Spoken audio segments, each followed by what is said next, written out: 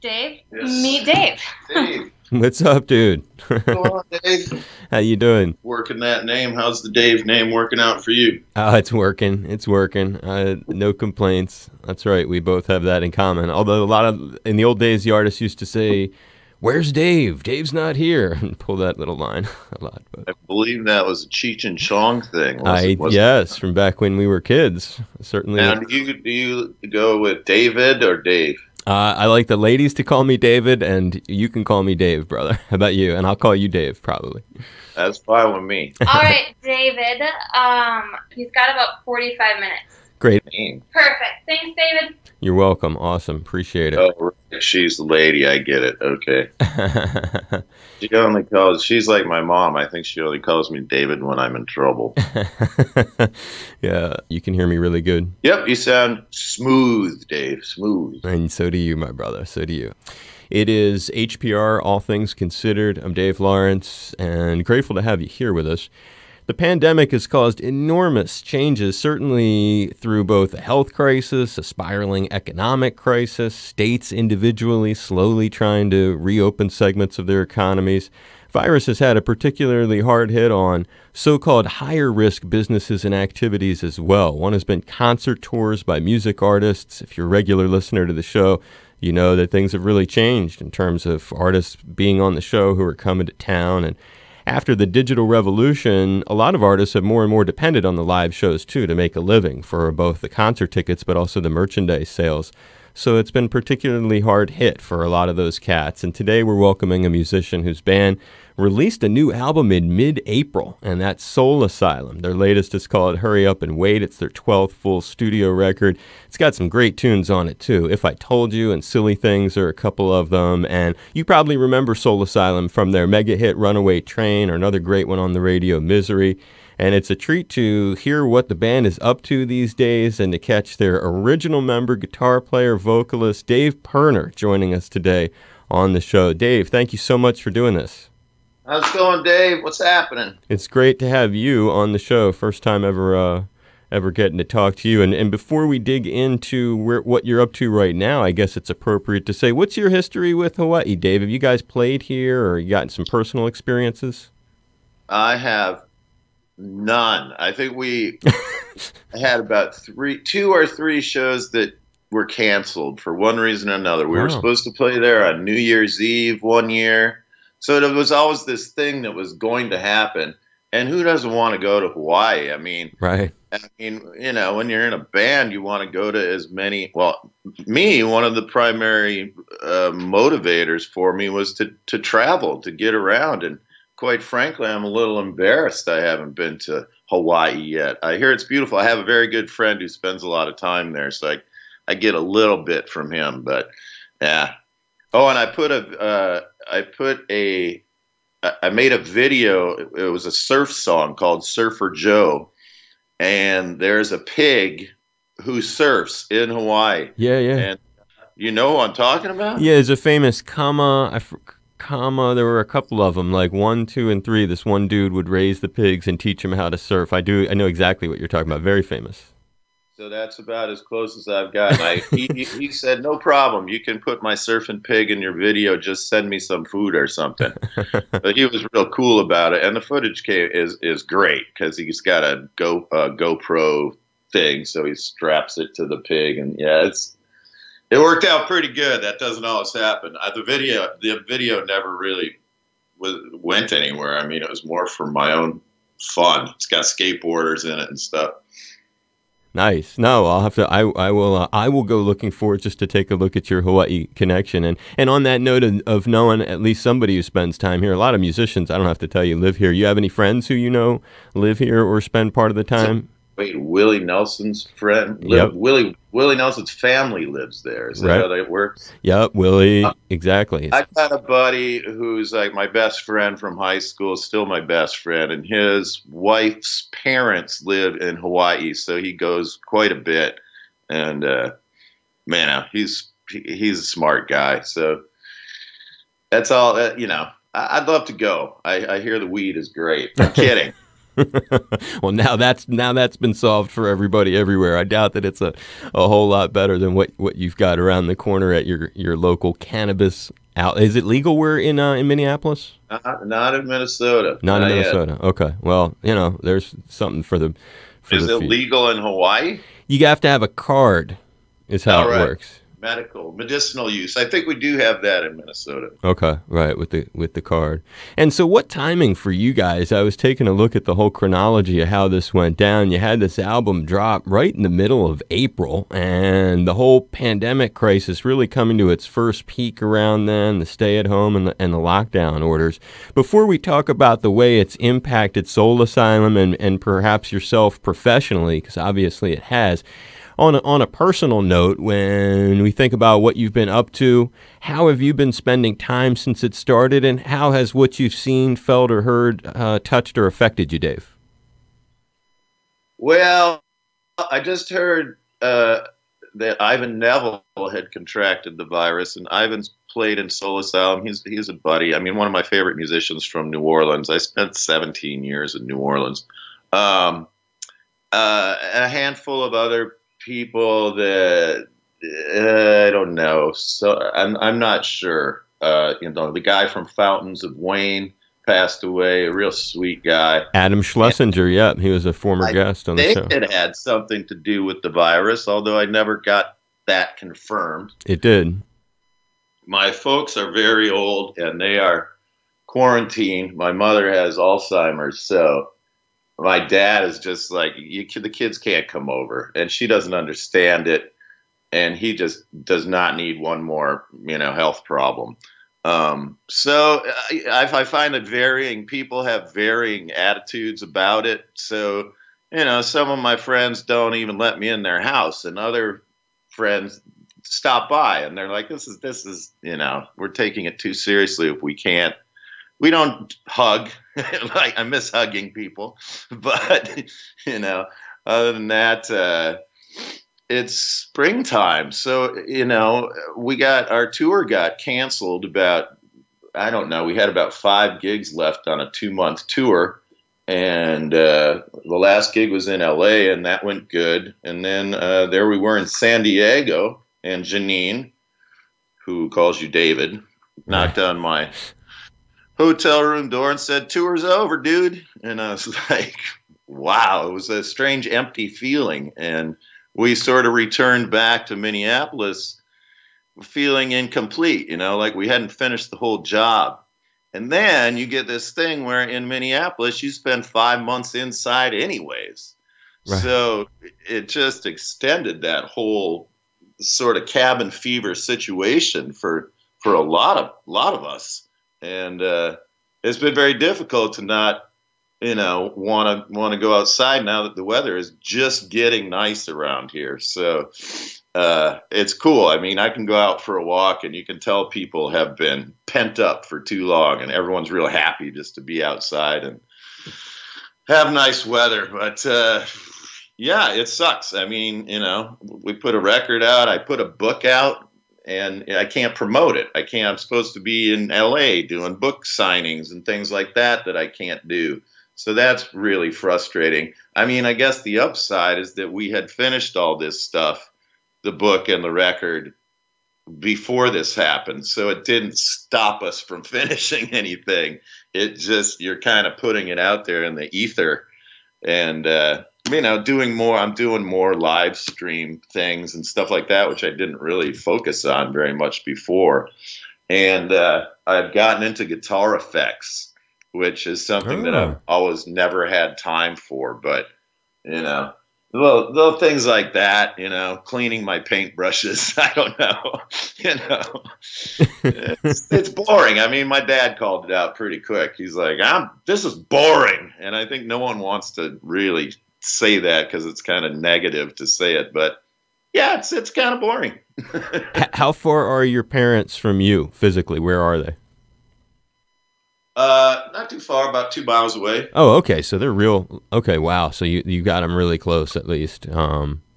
That's cool. Well, I'm envious that you still got your mom. I lost mine in 2013, and I can imagine your dad's got. We do a lot to support the Alzheimer's Association here, and so I can only imagine that your pop's got his hands full there, and that's tough not to be able to see them when you're so close.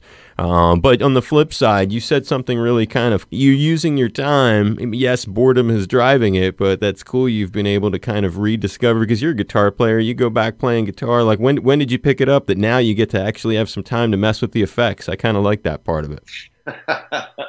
Yeah, it always seemed a little extracurricular to me.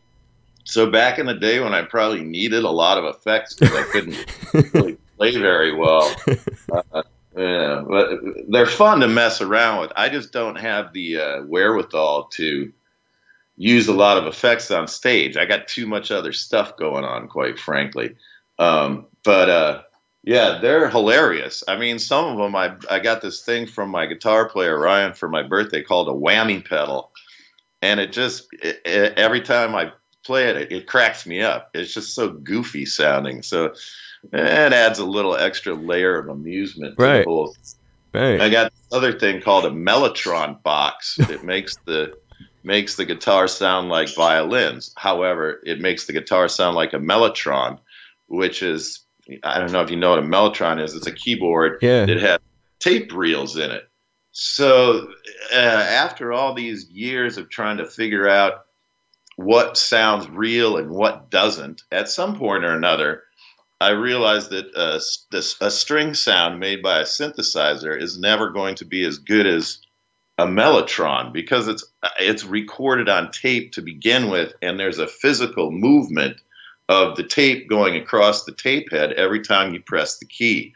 So in essence, it sounds almost more like strings, because you're just used to hearing it on weird Beatles records or whatever. But yeah, that's an interesting effect too. I just got my first pedal board, which is, something you attach all your pedals to. That's pretty cool with the mellotron. I'm a big Sabbath and Zeppelin fan. I've heard a lot about how, when you were talking about it, it's a very mechanical object. It actually, a lot of bands would have to bring maybe two or something, because there was always one would always have to be getting repaired. It had a tendency to break down, the mellotrons. Right.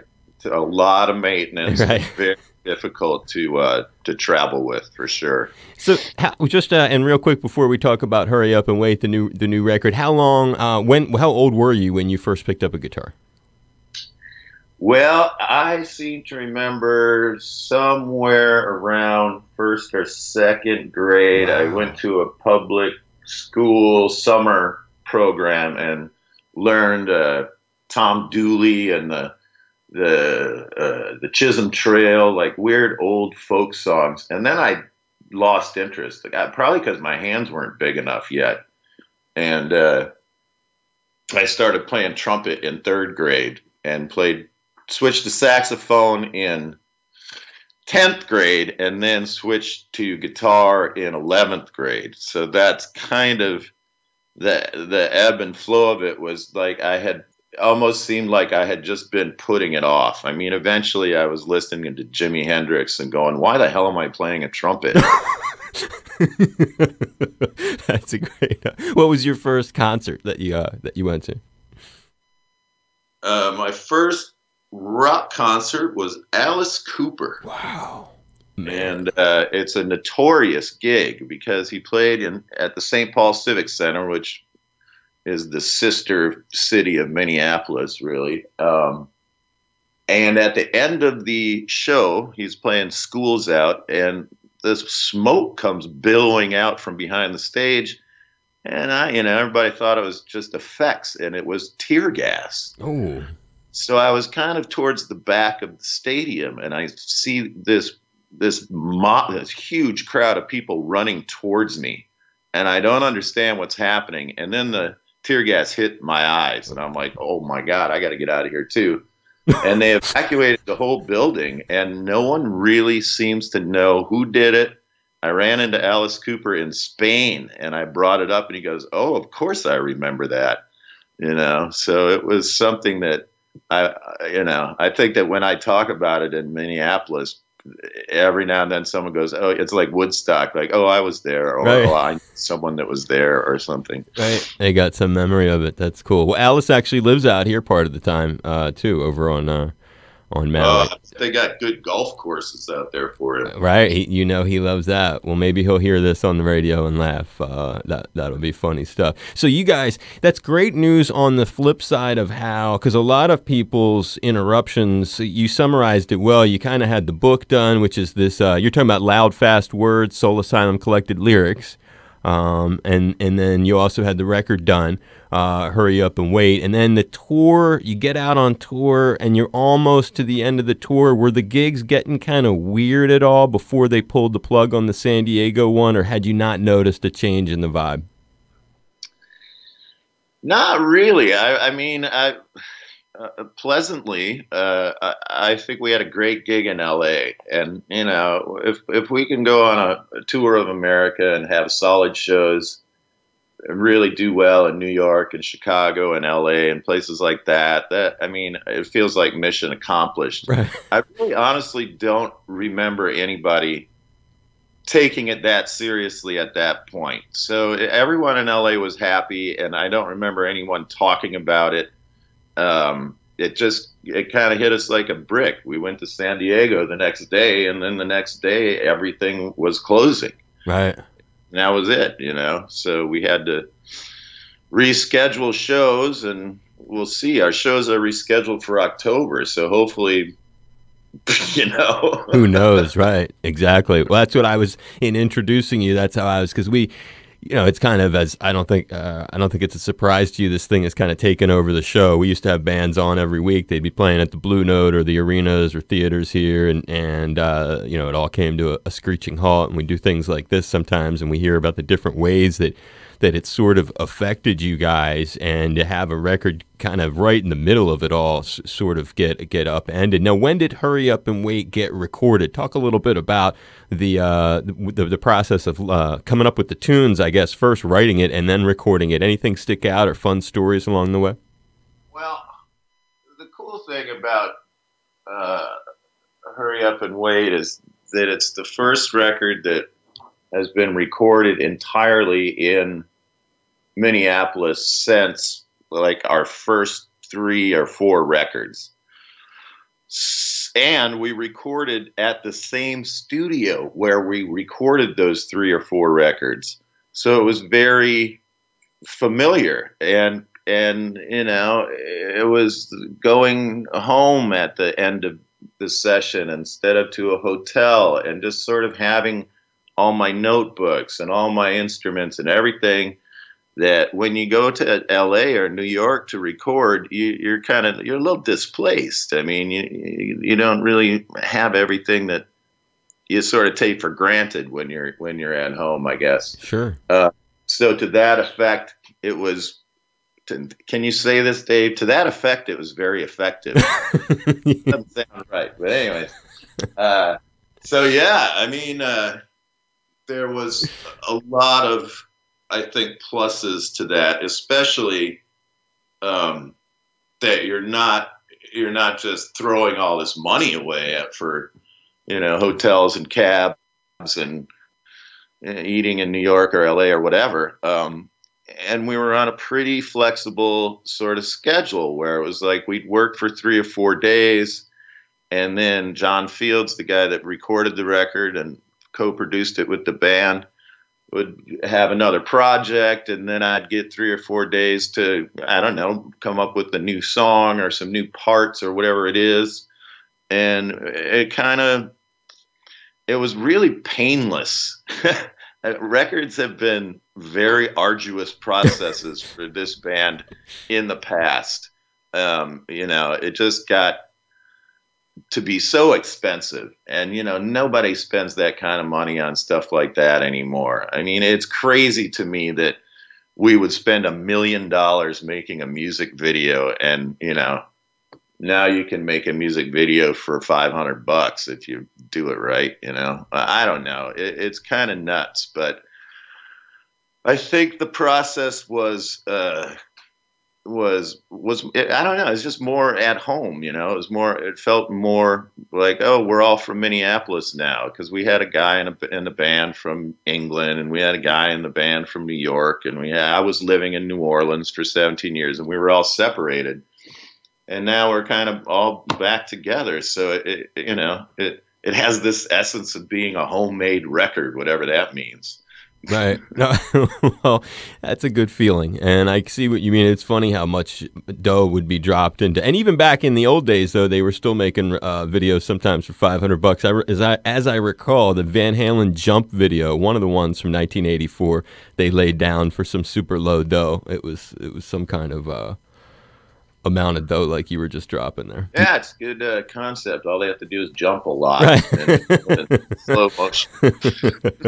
And you did give a little shout out to this Loud Fast Words with your collected lyrics package. Loud Fast Rules was the name that we changed to Soul Asylum. Right. So it's the same group, just changed the name. Yep. But yeah, that was our moniker when we first started out. Anyways. The book dates all the way back to the very first record, and it's chronological. So, you know, each chapter is a record, basically an album's worth of writing. And I comment on every song. So there's I wrote some new addendums or footnotes or introductions for each and every song. Wow. That was kind of a journey through the muckety muck, the past or whatever, but it's interesting to me. I mean, I always figured that if the lyric looked good, read good on paper, it must be good enough for a song. I don't know if that makes a whole lot of sense, but you know, it went much faster than I thought it would. I mean, they turned it around so quickly. It was like there was suddenly a book in my hand. Well, I like that. The whole idea of looking at the stuff you wrote, lyrics that you came up with as really a different kind of cat. I mean, so the first tunes were written in what year? Was it in the 80s? Did any go back to the late 70s, or did they start in the early 80s?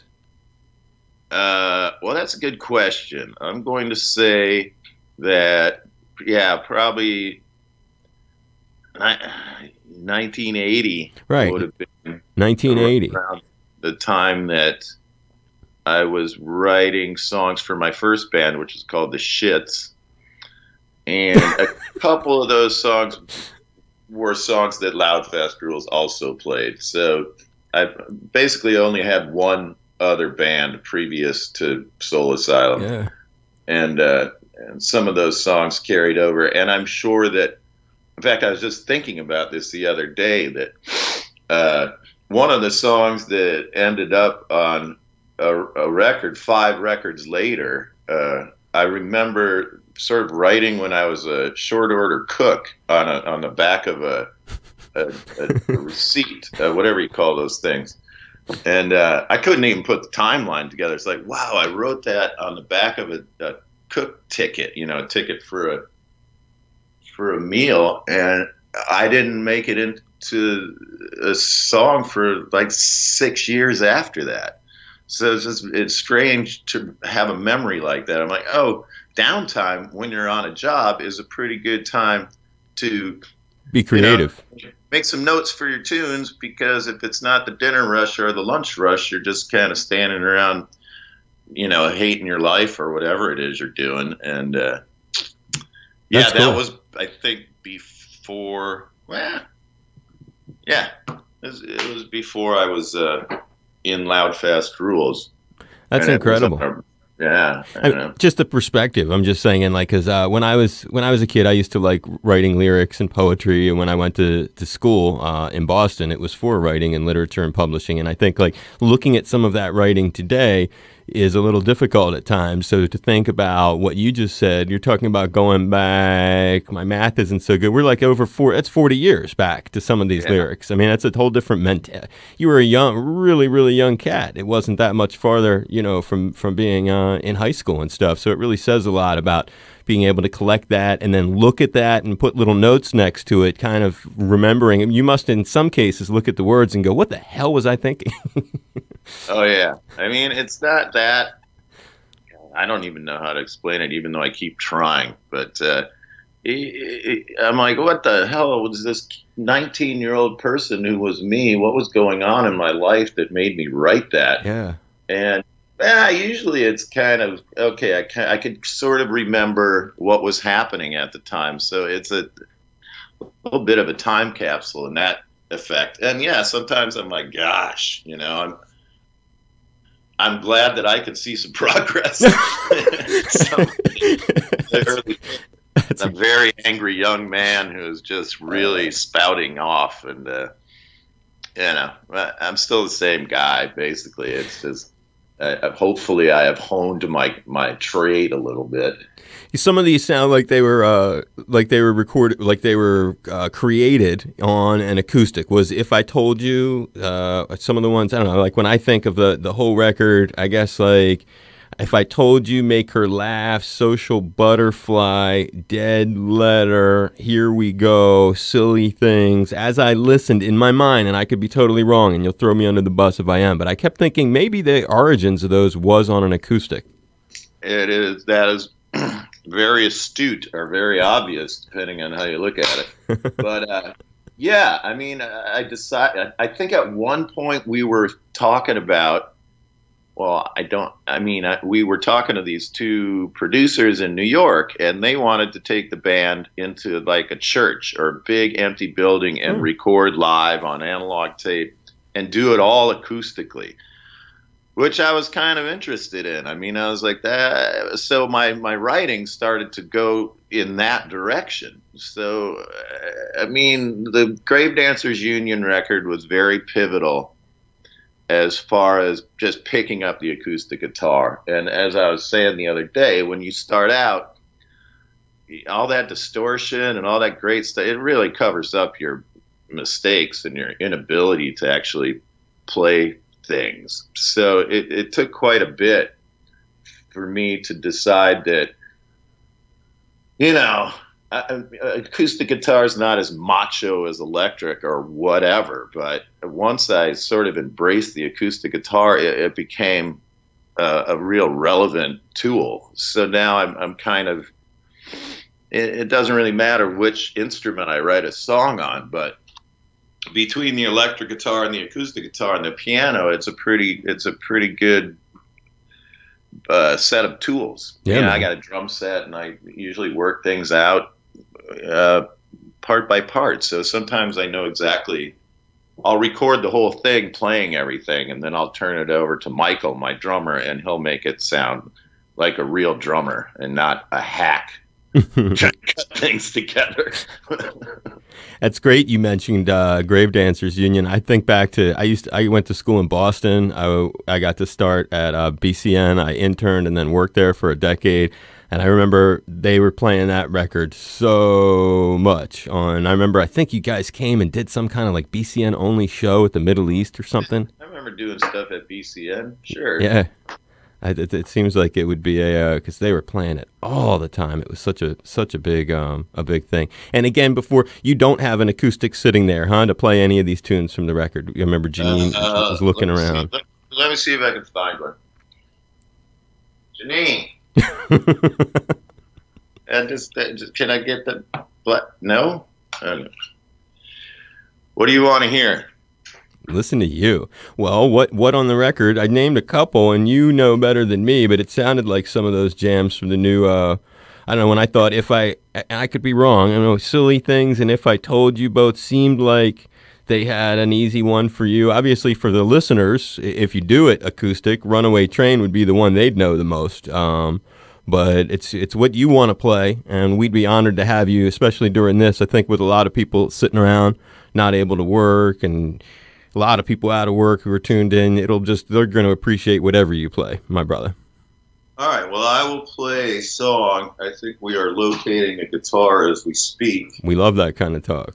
We're doing a live stream after this, and we have done 10.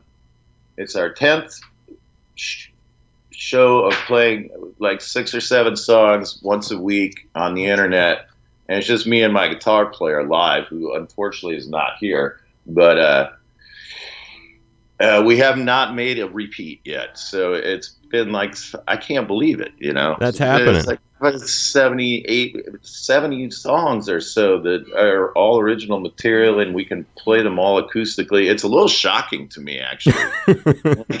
Oh my God, I've been doing this for a really long time. You know what it does? I'll put an idea in your head. What you can do is, hopefully, let's cross our fingers when this thing cools out a bit and they reopen someplace like the Blue Note, Hawaii, right here in Waikiki, which holds about 350 people. A lot of people come in there and do these stripped down acoustic things. Man, does it sound good in there. You could have just David Crosby or just Richard Marx or just Dave Pirner, or you do the whole band acoustic. So there's lots of ways to take advantage of all of this this repertoire you've been developing. Yeah, it's a big sort of, I don't know what, it's not really an advantage, but to be able to play things acoustically, sometimes it's just it helps. It is an advantage. I like that word. Yeah, I mean, we can take 2 acoustic guitars and get in a Volkswagen and go on tour. That's what I'm talking about. Although you may not be able to take the Volkswagen here, but I want to go to Hawaii. Can you get me a gig? That's why we're talking about it. We've just laid the groundwork for your debut appearance. Because it'll be your first show too, huh? Yeah. Man, that's criminal. Well, when do you want me to play a song? Are you good? Did we get it all hooked up? I think wait, hold on. How does it sound? Mine too? Play a little bit and I'll set a level on it.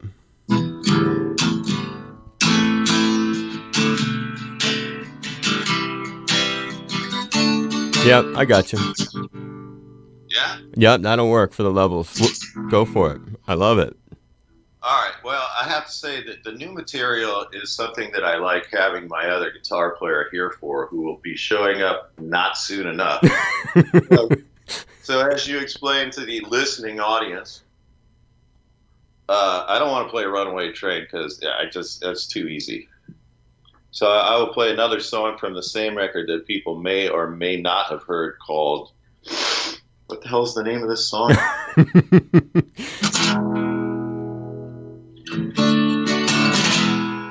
Somebody to Shove.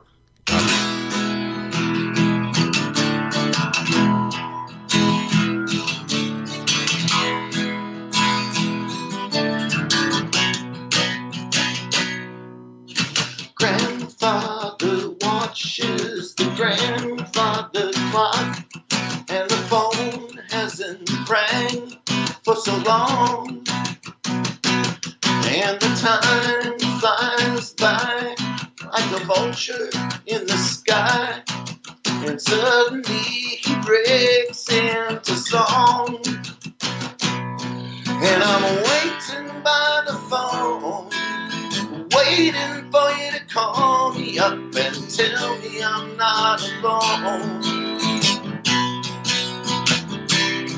Yes, I'm waiting by the phone, waiting for you to call me up and tell me I'm not alone. Well, hello, speak up. Is there somebody there? These hang-ups are dragging me down. In a world frozen over with overexposure, let's talk it over. Let's go out and paint the town. And I'm waiting by the phone, waiting for you to call me up and tell me I'm not alone. 'Cause I want some somebody to shove. I need somebody to shove. I want somebody to shove me.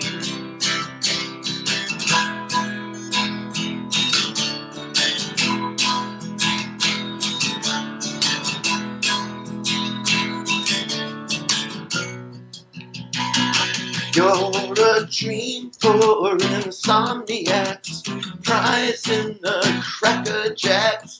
All the difference in the world is just a call away. And I'm waiting by the phone, waiting for you to call me up and tell me I'm not alone. Yes, I'm waiting by the phone, waiting for you to call me, tell me I'm not alone. 'Cause I want somebody to shove. I need somebody to shove. I want somebody to shove me. Yes, I want somebody to shove. I need somebody to shove. I want somebody to shove me.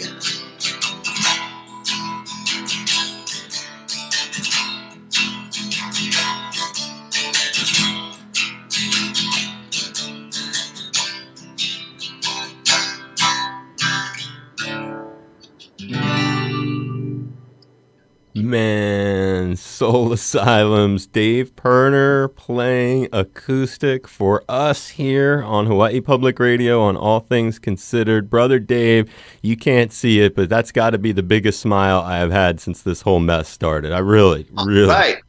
honestly, That's brother. the craziest thing about doing these live stream things is that it's very when you're playing at a live show and everybody pulls their phone out and starts filming the show. And oddly enough, it happens whenever we play Runaway Train. So I'm looking at a bunch of the back of cell phones and I can't see anyone's face. Right. So now here I am just playing to a blank phone. So, you know, and I'm not really getting a lot of feedback, but hopefully it's going out there and somewhere. It is doing a great thing. I'm not kidding, man. I say it with my mom listening in heaven. I give you big high fives. Actually, we can't do that anymore. I'd give you a high five like 6 feet away into the air. But Elbows. yeah, we do elbows. That's your mom, man. Say that again, brother. I said that one goes out to your mom. Right on. Thank you. It's super, super cool and amazing that we got to do this with you. Hurry Up and Wait is the new record from these cats who are already figuring out their plans to get it back on the road, maybe come and do their first ever gigs in Hawaii, perhaps doing a little unplugged sort of thing, not coming in a Volkswagen, but it definitely could do it on the ease. A small vessel, a fishing boat, Yeah, perhaps. right. Exactly. A little sailboat. I hope you had fun today. Was this a hassle or did you have a little bit of fun over there, Brother Dave? Oh, thanks, Dave. The connection is good, and it feels cool to be conversing with the island. Oh, it's great, and the door is open. We'd have you on anytime, and it's a lot of fun. You really, you've got a great attitude. You know, you've been like a fixture. When I heard that song, it just gives me chills of being back at BCN in 1993 when that kind of thing would have been, you know, every 3 hours on the radio the way it was back then. But I appreciate it. It was a lot of fun, and please do stay in touch with us.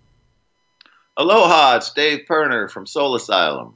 Never have we needed public radio like now. I had a lot of fun here with my friend Dave Lawrence. Please make a pledge to HPR right now. Awesome. I love it. I appreciate it.